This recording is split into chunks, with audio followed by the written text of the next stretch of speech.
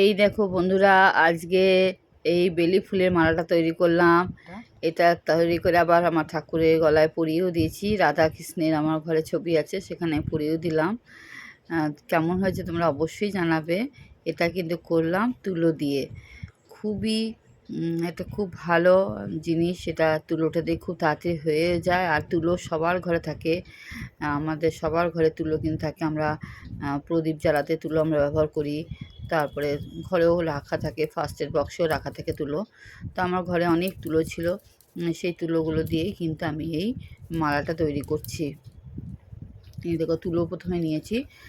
তুলোটা নেওয়ার আগে আমি হাতে একটু ভেজলিন লাগিয়ে নিয়েছি, যাতে তুলোর এই রোলটা করতে সুবিধা হয়। প্রথমে রোলটা করে নিতে হবে। তারপরে এই দেখো, রোলটা করা হয়ে যাওয়ার পরে আমি লম্বা করে প্রথমে রোলটা করে নিচ্ছি। তারপরে আমি একটু আঠা দিয়ে হাতে আঠা লাগিয়ে নিয়ে এই দেখো এমনি করে করে ফুলের মতো শেপ নিয়ে আসছি, বেলি ফুলের কুড়ি। দেখো, বেলি ফুলের কুড়ি এরকম আমার যত বড়, যার যত বড় ঠাকুরের ছবি আছে, যত বড় ঠাকুর আছে, তার সেরকম অনুযায়ী লম্বা করবে তোমরা। আমি এটা দেখেছিলাম একজন বন্ধুর বাড়িতে পড়ানো দেখেছিলাম, ঠাকুরকে পড়ানো দেখেছিলাম। তো আমার অনেকদিন ধরে করবো ভাবছিলাম, তো করা হয়নি। যাই হোক, আজকে সময় পেলাম, আজকে আমি তোমাদেরকে দেখিয়ে দিচ্ছি। আমার খুব ভালো লেগেছিলো মালাটা দেখতে, আর এত তাড়াতাড়ি হয়ে যায়, যে কেউ এটা বানিয়ে নিতে পারো। আর এখন তো পুজো, একের পর এক পুজো এসেই যাচ্ছে। দুর্গা পুজো হয়ে গেল, এবার লক্ষ্মী পুজো, কালী পুজো। প্রত্যেকটা পুজোতে তো লাগেই ঠাকুর ঘরে সাজাতে। ঠাকুরের গলায় আমরা বিভিন্ন টাইপের মালা আমরা কিনে পরাই। আর যদি নিজে বানিয়ে পরাস, তার একটা আলাদা আনন্দ।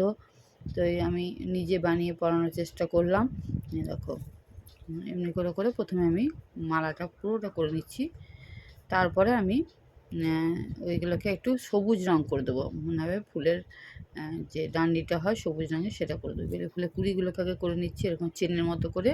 এরকম এমনি করে তুলে দিয়ে আবার একটু জয়েনও করা যাচ্ছে চেনটাই হলে। এবার সবুজ রঙ লাগিয়ে দিচ্ছি। দেখো, সবুজ রঙটা আমার ওয়াটার কালার নিয়েছি, আঙুলে করে করে এদিকে লাগিয়ে দিচ্ছি প্রতিটা ইয়েতে, মাঝখানে মাঝখানে প্রতিটা কুড়ির মাঝে একটু করে সবুজ রঙ লাগিয়ে দিচ্ছি। দেখো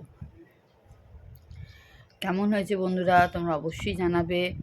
ভালো লাগলে অবশ্যই তোমরা শেয়ার করে দিও। আর অন্য বন্ধুদেরকে যারা দেখতে চাও তারা দেখে পাঠিয়ে দিতে পারো। শিখতে চাও তারা শিখতে পারো এখান থেকে।